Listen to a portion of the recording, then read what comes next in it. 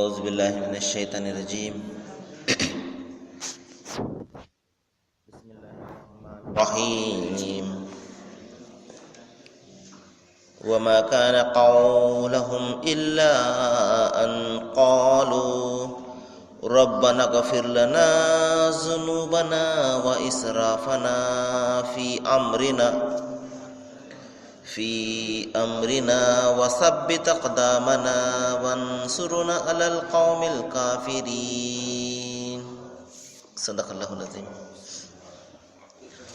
అనంత కరుణామయుడ పరకృపాశీలుడు, పాలకుడు, పోషకుడు, సర్వలోక ప్రభు అయిన సృష్టి ప్రభు అల్లాహ్ శుభనామంతో ప్రారంభిస్తున్నాను. సోదర సోదరిమణులారా, అయ్యలారా, అమ్మలారా, అస్సలాము అలైకుం రహమతుల్లాహి వబరకాతుహు. ఇంతవరకు మనము మానవులందరి మార్గదర్శక గ్రంథం, మానవులందరి దైవమైనటువంటి సృష్టి ప్రభువు సర్వేశ్వరుడు అల్లాహ్ మానవాళి కోసం ఉత్తరింపజేసిన చివరి దైవ గ్రంథం దివ్య ఖురాన్ నుండి 3వ అధ్యాయం 148వ వాక్యం యొక్క అరబీ మూలంను వినడం జరిగింది. సోదరులారా, ఈ రోజున మనము మనిషికి కష్టాలు, నష్టాలు, ఆపదలు కలిగినప్పుడు ఎటువంటి స్థైర్యాన్ని ప్రదర్శించాలి, ఎటువంటి అమలును అతను చేయాలి, ఏ విధంగా అతను మరి ఆ కష్టాలను సహించాలి, దీనికి దైవ గ్రంథం మరియు దైవ ప్రవక్త ఏ విధమైనటువంటి మార్గదర్శకత్వాన్ని మనకు ఇచ్చారు, ఇటువంటి విషయాల గురించి మనం తెలుసుకోవడానికి ప్రయత్నం చేద్దాం. సోదరులారా, ఎందుకంటే మనిషి జీవితము పూలపాన్పు ఎంత మాత్రం కూడా కాదు. ఒకరోజు కష్టం ఉంటుంది, మరొక రోజు ఆనందం ఉంటుంది. మరి కష్టాలు వెంటే సుఖాలు ఉంటాయి, మరి రేయి తర్వాత పగలు వస్తుంది సోదరులారా. కాబట్టి జీవితం ఇదంతా కూడా దైవ గ్రంథంలో ఒక సందర్భంలో సృష్టి ప్రభువు తెలియజేస్తున్నాడు, ఇవి కాలం యొక్క మిట్ట పల్లాలు, మేము వాటిని ప్రజల మధ్య తిప్పుతూ ఉంటాము అన్నాడు. కాబట్టి సోదరులారా, ఈ విధంగా జీవితం అంతా కూడా ఒకే విధంగా జరుగుతుంది అని ఎంత మాత్రం కూడా అది అసాధ్యం. అది కాబట్టి ఆనందం కలకాలం ఉండదు, దుఃఖాలు ఉంటుంటాయి, దుఃఖం కూడా కలకాలం ఉండదు, మరి దుఃఖం తర్వాత సుఖం కూడా ఉంటుంది. అయితే కష్టాలు వచ్చినప్పుడు సహజంగా మనిషికి మరి అంత బాగున్నప్పుడు అంత బాగానే ఉంటుంది సోదరులారా. కానీ కష్టాలు వచ్చినప్పుడే నిజమైనటువంటి విశ్వాసం ఏమిటో, లేకపోతే అతని యొక్క స్థైర్యం ఏమిటో అప్పుడే బయటపడుతుంది. సోదరులారా, ఎట్టి పరిస్థితుల్లో కూడా ధైర్యాన్ని అనేది కోల్పోకూడదు. మరి కష్టాల వల్ల కలిగే ఆ దుఃఖాన్ని కూడా మనం ఎంత మాత్రం కూడా హద్దును మీరనివ్వకూడదు. ఎందుకంటే ప్రపంచంలో పుట్టిన వాళ్ళందరికీ కూడా సోదరులారా, అందరికీ కూడా కష్టాలు ఉంటాయి, బాధలు, దుఃఖాలు, ఆపదలు, పరాజయాలు అన్నీ కూడా ఉంటాయి సోదరులారా. నాకొక్కడికి కష్టం వచ్చేసింది అని బాధపడడం అది చాలా అవివేకం అవుతుంది. మరి ప్రతి ఒక్కరూ కూడా తమ స్థాయి మేర మరి ఈ విధమైనటువంటి జీవితాన్ని గడుపుతూనే ఉంటారు. అయితే సహజంగా దైవ విశ్వాసం అనేది ఎవరిలో ఉండదు, దైవం పట్ల సరైనటువంటి అవగాహన ఎవరికి ఉండదు, మరణానంతర జీవితం పట్ల సరైనటువంటి ఆలోచన ఎవరికి ఉండదు. అతను ఏం చేస్తాడు ఉంటాడంటే, మరి ఆ బాధలకు, ఆ కష్టాలకు అతను మరి బాధపడిపోయి, వ్యాకుల పడిపోయి రకరకాలైనటువంటి పద్ధతులను అనుసరిస్తూ ఉంటాడు. సోదరులారా, మరి అతను చేసే పని మానేస్తుంటాడు, నిరాశ చెందిపోతుంటాడు. మరి కొంతమంది ఆత్మహత్యలు కూడా చేసుకుంటూ ఉంటారు సోదరులారా. మనం చూస్తుంటాం, చిన్న చిన్న కారణాలకు ఆత్మహత్యలు చేసుకోవడం.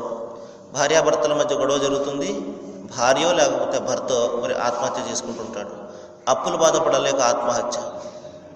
ఇంకా సోదరులారా, అనేక రకాల విచిత్రమైనటువంటి కారణాల ద్వారా ఆత్మహత్యలు చేసుకోవడము మన ప్రపంచంలో ప్రతిరోజు చూస్తూనే ఉంటాము. దీనికి ప్రధాన కారణం ఏమిటంటే జీవితం యొక్క అర్థము, పరమార్థము తెలియకపోవడమే.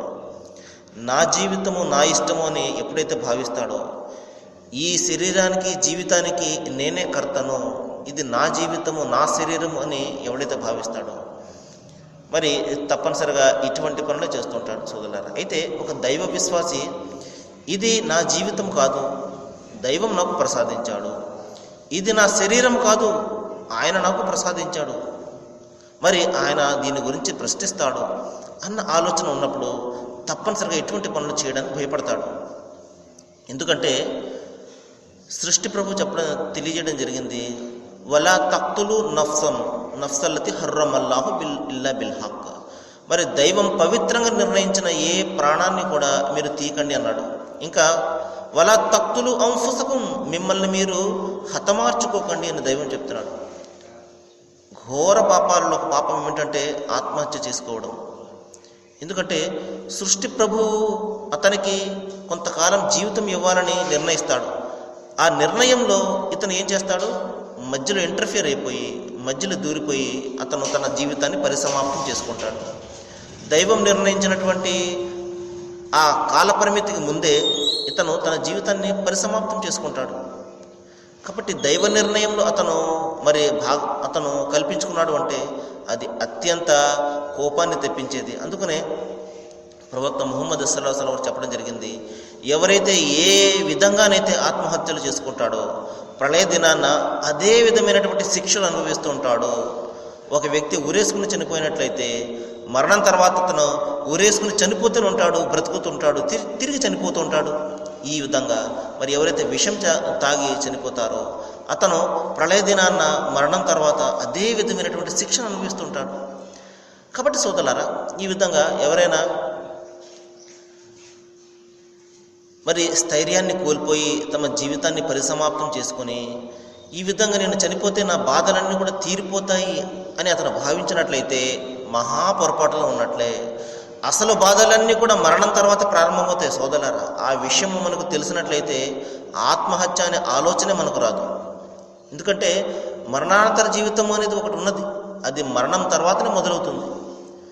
కాబట్టి మరణము నాకు ప్రతి సమస్యను కూడా తీర్చేస్తుంది, ఆత్మహత్య చేసుకుంటే నా సమస్యలన్నీ కూడా తీరిపోతాయి అని అతను భావించాడు అంటే అతను శైతాను మాయలు పడిపోయినట్లే. ఎందుకంటే అసలైనటువంటి కష్టాలన్నీ కూడా మరణం తర్వాతనే మొదలవుతాయి.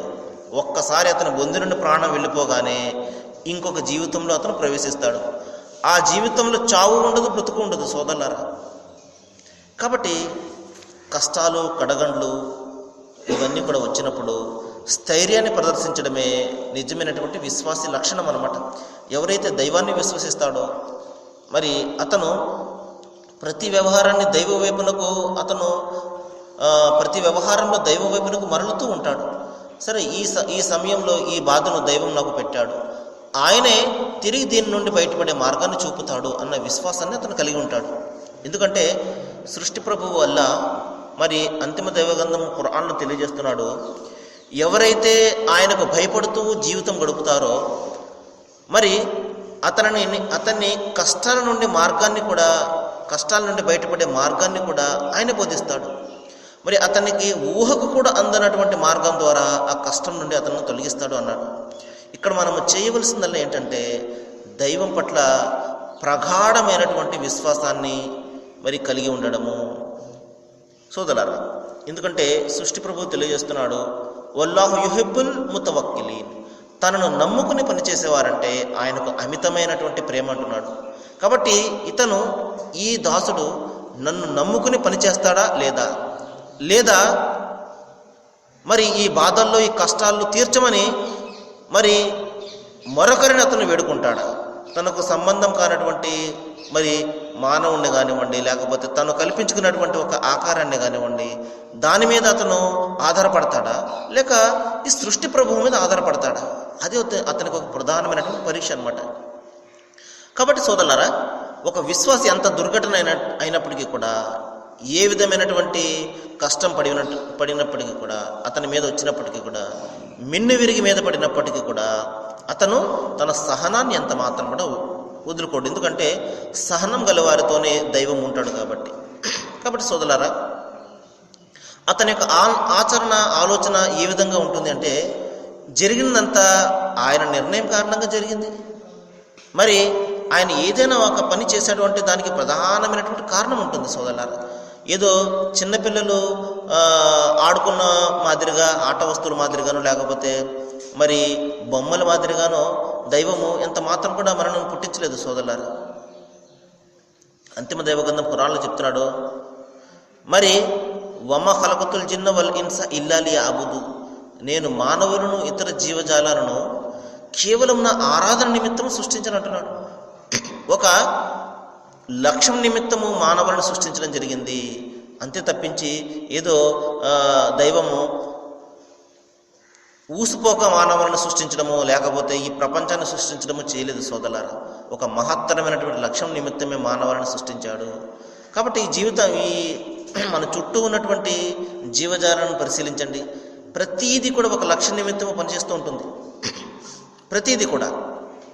అలాగే ప్రాణం లేనటువంటి అనేక వస్తువులు మనం చూసుకున్నప్పటికీ కూడా ప్రతీది కూడా మనిషికి సేవ చేయడానికి ఉంటాయి. మట్టిని తీసుకున్నా మనము అది మనిషికి సేవ చేస్తుంది. చెట్టుని తీసుకోండి, మరి అది కాలి బూడిదైపోయినప్పటికీ కూడా మానవాళికి సేవ చేస్తుంది.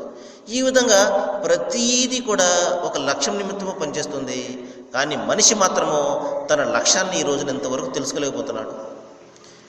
ఈ విధంగా జీవితం గడుపుతూ ఉన్నాడు. తినడము, పడుకోవడము, లేవడము, ఇదే అతని దినచర్య అయిపోయింది తప్పించి అరే నేను ఈ ప్రపంచంలో ఎందుకు వచ్చాను, నేను ఏమి చేస్తున్నాను, నేను ఎక్కడికి వెళ్తాను ఇత్యాది విషయాల గురించి ఆలోచన చేయనివ్వకుండా అతనిని మరి అనేక విషయాలు మరుపునకు లోను చేస్తున్నాయి. శైతాన్ మాయ కానివ్వండి, లేకపోతే ప్రాపంచిక మరి ఆకర్షకాలు కానివ్వండి, మనిషిని ఏం చేస్తున్నాయి, తన లక్ష్యం ఏమిటో తెలుసుకోకుండా అతన్ని ఈ రోజున మరి మరుపులోను పడివేసింది. అంతిమ దైవగ్రంథం ఖురాన్లో చెప్తున్నాడు, అల్ హాకుముత్ తకాసుర్ హత్తా జుర్తుముల్ మకాబిర్, మరి వీలైనంతగా ప్రపంచాన్ని సంపాదించాలన్న మీ కోరిక, ఒకరిని మించి ఒకరు మరి సంపాదించాలి అన్న మీ అత్యాస మిమ్మల్ని మరుపులో పడివేసింది. ఒక రోజున మీరు శ్మశానానికి చేరుకుంటారు ఇదే ఆలోచనతోటి, ఇదే బిజీతోటి మరి ఏమాత్రం కూడా లక్ష్యం లేకుండా జీవితం గడుపుతూ ఒక రోజున మృత్యు వచ్చేస్తుంది. మరి ఆ రోజున మనిషికి తెలిసి రావడం వల్ల ఏ ప్రయోజనం ఉండదు. ఆ రోజున చాలా బాధపడతాడు మనిషి, అరే ఎంతకాలం నేను వేస్ట్ చేసేసాను, వృధా చేసేసాను నా జీవితం అంతా కూడా. ఒక్కరోజు కూడా నేను దైవాన్ని గురించి ఆలోచన చేసే సాహసాన్ని చేయలేదు, ఎప్పుడు కూడా ఆలోచన చేయలేదు. ఎంతసేపు ఈ ప్రపంచము, అక్కడ ఏం జరిగింది, ఇక్కడ ఏం జరిగింది, ఆ టీవీలు, ఆ సినిమాలు, ఆ సీరియళ్ళు తప్పించి ఒక్కరోజు కూడా నేను దైవాన్ని గురించి ఆలోచన చేయలేదే. అరే ప్రతిరోజు కూడా కొన్ని మంచి మాటలు వినేవాడిని దైవం గురించి. అరే దైవం అందరికీ కూడా ఒక్కడు అని, ఆయన చావు పుట్టుకలకు అతీతుడు, రకరకాల మాటలు ప్రతిరోజు కూడా వినేవాడినే. కానీ ఆలోచన చేయలేదు. విన్నంతసేపు బాగానే ఉండేది, తిరిగి నా జీవితం దినచర్యలో నేను మునిగిపోయేవాడిని. అరే మృత్యు వచ్చేసింది, ఇప్పుడు బాధపడే ఏంటి ప్రయోజనము సోదరులారా. మరి ఒక విశ్వాసి అతని యొక్క ఆలోచన విధానం ఏ విధంగా ఉంటుంది అంటే, ఏది జరిగినా మరి చీమ కుట్టిందన్నా కూడా అది ఆయన ఆజ్ఞ సోదరులారా. కాబట్టి ఈ విధంగా ఒక విశ్వాసి మరి ఏది జరిగినప్పటికీ కూడా దైవ నిర్ణయం కారణంగా జరిగింది, నేను ఈ వ్యవహారంలో సహనాన్ని వహించాలి, నాకు పరీక్ష పెడుతున్నాడు దైవము, నేను సహనాన్ని వహిస్తానా లేదా అని అతను అనుకుంటాడు, సహనాన్ని వహిస్తాడు. మరి ప్రవక్త ముహమ్మద్ సల్లల్లాహు అలైహి వసల్లం ఒక సందర్భంలో చెప్పారు, విశ్వాసి వ్యవహారము చాలా విచిత్రంగా ఉంటుంది. ఎందుకంటే అతనికి కష్టాలు వచ్చినప్పుడు అతను సహనాన్ని వహిస్తాడు, మరి దైవం అతనికి ఆ సహనానికి ప్రతిఫలంగా పుణ్యాన్ని ప్రసాదిస్తాడు. అదే అతనికి ఆనందం కలిగిందనుకోండి, ఆ ఆనందంలో కూడా దేవునికి స్తోత్రం చేస్తాడు. అరే దైవమా ఇది నీ కారణంగా జరిగింది అని అతను దైవానికి స్తుతిని, స్తోత్రాలను, కృతజ్ఞతను చెల్లిస్తాడు. అప్పుడు కూడా దైవం అతనికి పుణ్యాన్ని ప్రసాదిస్తాడు. కాబట్టి ఒక విశ్వాసికి కష్టాల ద్వారా కూడా పుణ్యం వస్తుంది, మరి సుఖాల ద్వారా కూడా పుణ్యం వస్తుంది. ప్రతి విషయంలో కూడా అతను ఏ విధంగా దైవాన్ని నేను సంతృప్తిపరచాలి, ఏ విధంగా నేను పుణ్యాన్ని సంపాదించాలి అన్న ఆలోచనలు అతనిలో ఉంటుంది సోదరులారా. కానీ సహజంగా బాధలు కలిగినప్పుడు మనకు దైవం జ్ఞాపకం వస్తాడు, మరి ఆనంద సమయాల్లో ఏ మాత్రం కూడా మనము దైవాన్ని జ్ఞాపకం పెట్టుకోం సోదరులారా. కానీ ఇది ఎంత మాత్రం కూడా మంచి పద్ధతి కాదు. కష్టాలలో సుఖాలలో కూడా మరి ఆయనను మరి ఎంత మాత్రం కూడా మనము విడవకూడదు. ఇది మనము తెలుసుకోవాల్సినటువంటి విషయం. ఆ సోదరులారా, ఇంకొక విషయం ఏంటంటే దైవగ్రంథం, అంతిమ దైవగ్రంథం ఖురాన్లో చెప్తున్నాడు, మీకు ఎదురయ్యే కష్టాలు కానివ్వండి, ఆపదలు కానివ్వండి, అది రాకముందే నేను మీ యొక్క మరి ఒక గ్రంథంలో రాసి పెట్టి ఉన్నాను. అంటే మన తలరాత అంటారు చూసారా, అందులో దైవము మన తలరాతను రాసి పెట్టేశాడు. ఏదైతే ఆయన మనకు రాసి పెట్టాడో అదే జరుగుతుంది. అంతకు మించి ఒక్కటి కానీ లేకపోతే అంతకు మించి తక్కువ కానీ ఏది కూడా జరగదు సోదరులారా. ఏదైతే దైవం మనకు రాసి పెట్టాడో అదే జరుగుతుంది. అందుకనే ప్రవక్త ముహమ్మద్ సల్లల్లాహు అలైహి వసల్లం ఒక సందర్భంలో చెప్పారు, మీకు ఎప్పుడైతే ఏదైనా ఒక విషయం జరిగినప్పుడు అది మంచి కానివ్వండి, చెడు కానివ్వండి, వెంటనే మాషా అల్లా అంటే దీని అర్థం ఏంటంటే దైవం ఏదైతే తలిచాడో అదే జరిగింది. సహజంగా మనం అనుకుంటుంటాం, అరే ఆ విధంగా చేయకపోతే ఈ విధంగా అది ఉండేది, అరే అతను అక్కడికి వెళ్ళకపోతే బతికుండేవాడు, మనం సహజంగా అనుకుంటుంటాం. కానీ ఆ విధంగా ఎందుకు జరుగుతుంది? అక్కడ అది జరగాలని దైవం రాసి పెట్టాడు కాబట్టి ఆ విధంగా జరిగింది. మనం చూస్తుంటాం యాక్సిడెంట్స్లో, అరే ఒక్క క్షణం ఆగిపోయి ఉంటే అతను బతికేవాడు కదా అని చెప్పేసి మనం భావిస్తుంటాం. ఆ విధంగా ఆగడు అతను, ఎందుకంటే ఆ సమయంలో అక్కడ అతని ప్రాణం పోవాలి అని చెప్పేసి దైవం రాసి పెట్టాడు. ఎంతమంది ప్రపంచమంతా కలిపి అతన్ని పట్టుకున్నప్పటికీ కూడా ఆగడు. ఆ సమయంలో అక్కడికి వెళ్తాడు, ఆ బస్సు కిందనో ట్రైన్ కిందనో పడతాడు, చనిపోతాడు సోదరులారా. కాబట్టి ఏదైతే మనకు జరుగుతుందో అదంతా కూడా మన తలరాత ప్రకారం జరుగుతుంది. అయితే ఆ తలరాతను మార్చే ఒక ఆయుధం ఉన్నది, అదేమిటంటే మన ప్రార్థన.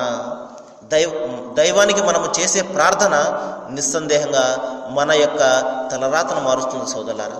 కాబట్టి ఎప్పుడు కూడా మనము ఆయన మీద విశ్వాసాన్ని పెట్టి మరి ఏమాత్రం కూడా మారకుండా మనం ఎప్పుడైతే దైవాన్ని మనం నమ్ముకుంటామో నిస్సందేహంగా మన తలరాతను కూడా మార్చేవాడు ఆయన. ఎందుకంటే ఆయనకు అసాధ్యం అనేది ఏది కూడా లేదు. సరే, మరికొన్ని విషయాలు మనము రేపు మాట్లాడుకుందాం సోదరులారా. ఏ విషయాలైతే మనం ముందుకు వస్తున్నాయో వీటి పట్ల మనం ఆచరణ చేసే విధంగా సృష్టి ప్రభు వల్ల అందరికీ కూడా మరి జ్ఞానాన్ని ప్రసాదించాలని నేను వేడుకుంటూ ముగిస్తున్నాను. వాఖిరు దవానా అనిల్ హమ్దులిల్లాహి రబ్బిల్ ఆలమీన్. అస్సలాము అలైకుం.